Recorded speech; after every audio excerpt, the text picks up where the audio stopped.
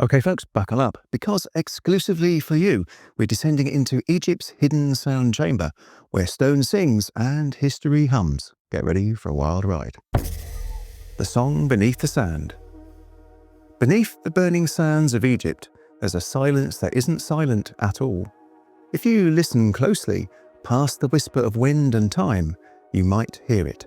A low hum, ancient and alive, echoing from a labyrinth carved before history remembered its own name. Archaeologists call it the Serapeum of Saqqara. Engineers call it impossible. And some, the ones who've stood inside those granite chambers and felt the vibration crawl up their bones, they call it a portal. Because here's the strange part. When sound meets stone in the Serapeum, the stone sings back. Tonight, we're descending into Egypt's hidden frequency gate, the riddle of resonance, the myth of vibration, the mystery of the Emerald Portal. Alright, so yes, we're starting with the literal singing tomb, which honestly sounds like something out of Indiana Jones, The Acoustics Awakens. But here's the wild part. The sound is real, you can record it. Scientists call it resonance, fringe researchers call it technology. And we're going to find out why both might be right. The resonant tombs, Saqqara and the Serapeum. Let's travel back to 1850. Auguste Marietti, a French archaeologist, is hacking through the sands of Saqqara when he stumbles upon a sealed passage, a stone tunnel that seems to go on forever. What he discovers inside will puzzle scientists for more than a century. 24 enormous granite boxes, each cut from single slabs of stone, polished to mirror precision and weighing up to 70 tons. This was the Serapeum. Once believed to be a burial site for sacred bulls, but something didn't quite fit. There were no bodies, no hieroglyphs explaining their purpose. Just those enormous silent chambers, until modern researchers decided to listen. In the 1990s, acoustic specialists began testing the Serapeum's resonance. When they struck the granite walls, the chambers produced sustained frequencies, around 110 to 111 Hz. Deep, physical tones you could feel in your chest. Engineers noted the boxes were tuned literally, harmonically precise. To some, this was proof of acoustic engineering far beyond its time. And to others, like engineer Christopher Dunn, it hinted at something more. Dunn proposed the boxes weren't coffins at all, but components of an ancient energy system, acoustic transducers, converting sound into raw vibrational power. Ancient texts describe Egyptian priests using harmonic chants to speak with the gods. What if those weren't metaphors? What if sound, the most fundamental vibration in the universe, was the bridge between human consciousness and something larger? Maybe those 70-ton boxes weren't meant to bury the dead. Maybe they were built to wake something sleeping in the stone itself. Okay, so either the Serapeum was a very over-engineered bull condo, or the Egyptians were vibing harder than any modern sound engineer. Now we'll dig into how sound really moves matter next, and why some physicists think those ancient builders might have been playing with forces we barely understand today. The frequency of creation. Sound isn't just something we hear, it's something we feel. It vibrates through air, through stone, through us. In physics, sound is vibration, a wave moving through matter. But in ancient Egypt, sound wasn't just a wave, it was the source of existence itself. According to their mythology, creation began not with light, but with speech.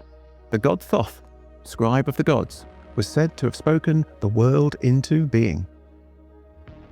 Every star, every grain of sand, every heartbeat, all carried within a divine resonance. And for thousands of years, Egyptian priests chanted in specific tones during ceremonies, believing sound could shape the fabric of reality itself. Now, modern science has a term for this, Cymatics. And when you vibrate sand, water or metal plates with sound frequencies, patterns emerge. Geometric, ordered, alive. It's as if vibration is nature's handwriting. Now, here's where things get interesting. Many ancient temples across Egypt, from Dendra to Abu Simbel, share acoustic properties that amplify low frequencies. Some researchers suggest they were tuned to the Earth's natural vibration. Even the Great Pyramid's inner chambers resonate around 432 Hz, a frequency many cultures revere as the music of the cosmos. Coincidence? Maybe. But if everything in the universe is vibration, as quantum physics implies, then altering that vibration, even slightly, could change how matter and consciousness interact. So, maybe the Egyptians weren't just singing prayers. Maybe they were experimenting with a kind of vibrational physics that blurred the line between science, spirit, and sound. Okay, so if the universe really hums, the Egyptians were basically the first DJs, mixing frequencies of creation. The science of Cymatics is real though. The leap? That sound can bridge matter and mind is where history fades into mystery. The science beneath the myth.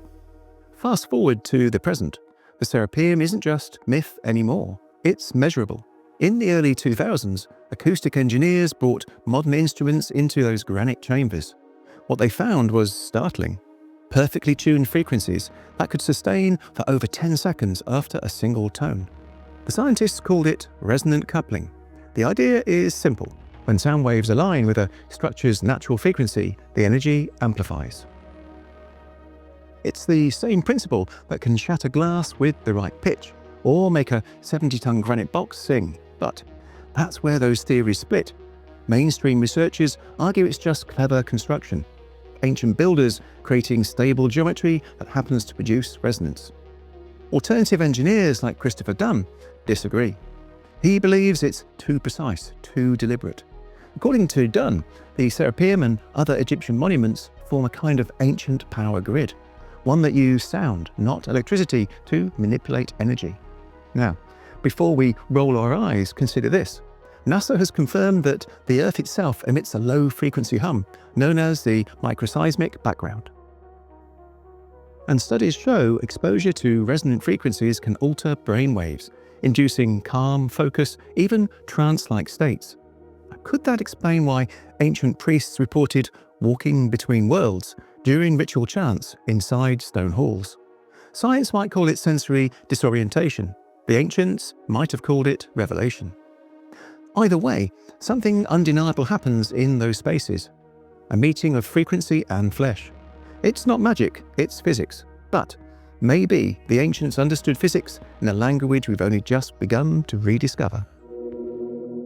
So, either the Egyptians built the world's most acoustically perfect accident, or they knew something about resonance that we've forgotten.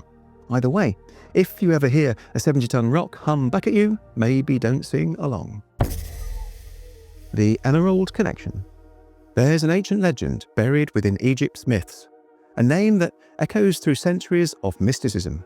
Hermes Trismegistus. To some, he was the Egyptian god Thoth reborn. To others, he was a philosopher from a civilization that predated the pharaohs themselves. And his legacy, a single tablet said to be made of emerald. The Emerald Tablet is one of the most mysterious artifacts in esoteric lore. It describes the hidden laws of the universe. The balance between the physical and the divine. Its most famous line reads, "As above, so below, as within, so without." Now, to modern eyes, it's spiritual poetry. But to those chasing the resonance of the Serapeum, it's an equation. According to fringe researchers, that line isn't metaphorical, it's acoustic. It describes frequency correspondence, the idea that vibrations on one level of existence mirror vibrations on another. The ancients might not have been building temples to the gods, they were building instruments of the gods. The Emerald Portal theory takes it even further. It suggests the Serapeum and other resonant sites weren't gateways to another world, but synchronization devices, designed to align human consciousness with the fabric of reality. And here's where the myth meets the lab. In 2019, a team of sound engineers studying resonance frequencies found that sustained tones between 110 and 120 Hz can alter brainwave states, inducing sensations of timelessness, calm, and disconnection from the body. Coincidence? Maybe, but When an ancient granite box buried in a silent desert vibrates at that same frequency, you start to wonder whether the ancients were really building tombs or tuning consciousness itself. So yeah, as above, so below. Might have been less of a philosophy and more of a user manual. Either way, it's wild to think the ancients were experimenting with consciousness before coffee existed. Maybe they didn't need caffeine. They had 110 Hertz. The portal within. Picture it again. The Serapeum at night. No tourists, no footsteps. Just the soft hum of silence pressing against the stone. You stand in front of a 70-ton sarcophagus, older than most languages, and whisper a single note. The sound lingers, climbing the air like smoke, until it hits the walls and folds back into itself. One vibration becoming many, then one again. It's not hard to imagine why the ancients believed this place was alive. In every frequency, they heard something sacred. In every echo, they heard the cosmos answering back. And maybe they didn't find the emerald portal, maybe they built it, not as a doorway to another world, but as a reminder of one simple truth. Reality is vibration. Consciousness is resonance. And the difference between matter and meaning might be as thin as a tone. Modern physics tells us that everything, atoms, light, even thought, oscillates in rhythm. Change the frequency and you change the form. So, perhaps the ancients weren't worshipping gods. They were listening for the sound that made gods possible. Because if sound built the universe once, what happens when humanity learns how to do it again? Alright, so the next time you hum in the shower, just remember, you might be harmonizing with the building blocks of reality, or just annoying your neighbors. Either way, that's the power of resonance. Thank you for watching, and I hope you enjoyed this one. And thank you so much for becoming a member. I'm hoping it will help the channel survive the algorithm storm, and I really appreciate it, I really do. Thank you. And let me know in the chat what videos you would like to see next time. Okay, my special friends, stay safe, and until next time, stay curious.